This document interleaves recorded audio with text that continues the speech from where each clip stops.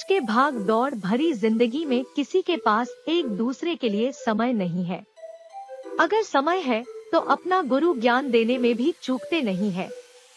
यह कहानी भी ऐसे ही लोग की है। दिल्ली के बड़े बाजार में हीरालाल की एक समोसे की दुकान थी।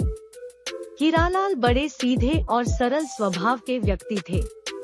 उनका एक बेटा भी था। दुकान के एक कोने पर हीरालाल समोसे तलते रहते और दूसरे कोने पर उनका बेटा पैसे लेने देने का हिसाब करता था। दुकान के सामने एक बड़ी सॉफ्टवेयर कंपनी थी।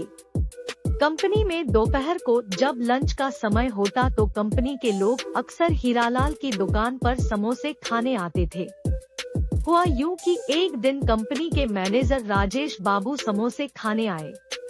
खाते खाते राजेश बाबू को कुछ मजाक सूझा और वो हीरालाल से बोले, भाई समोसे तो आप बहुत ही बढ़िया बनाते हो और दुकान भी आपकी काफी अच्छी चलती है, लेकिन तुम्हें नहीं लगता कि ये समोसे बेचकर तुम अपना कीमती वक्त खराब कर रहे हो?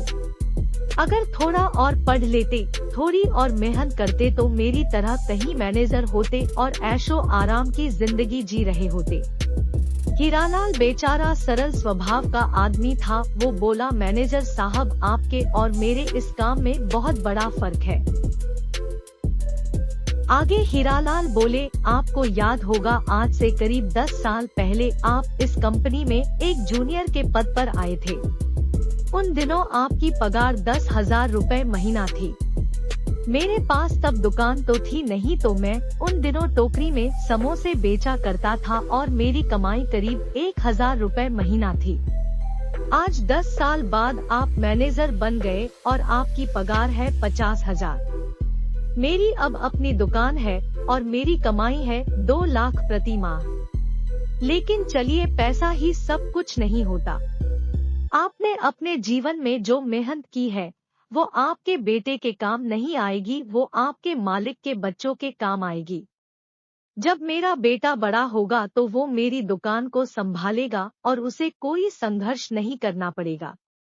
मैंने मेहनत करके अपनी दुकान को बड़ा बनाया है और ये सब मेरे बेटे को मिलेगा। वो आराम से मेरा बिजनेस आगे बढ़ाएगा। लेकिन आप तो अपने बेटे को सीधा मैनेजर पद पर नहीं बिठा सकते।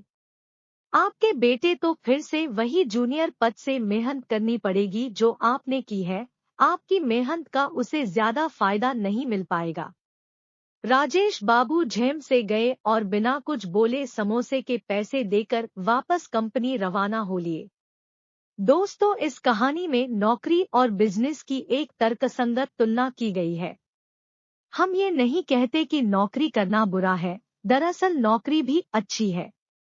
अच्छाई बुराई तो हर काम में होती है, लेकिन बिजनेस नौकरी से कैसे उत्तम है ये बात इस कहानी में बताई गई है। ये कहानी बड़ी ही मनोरंजक है जो हर उम्र के लोगों को पसंद आएगी।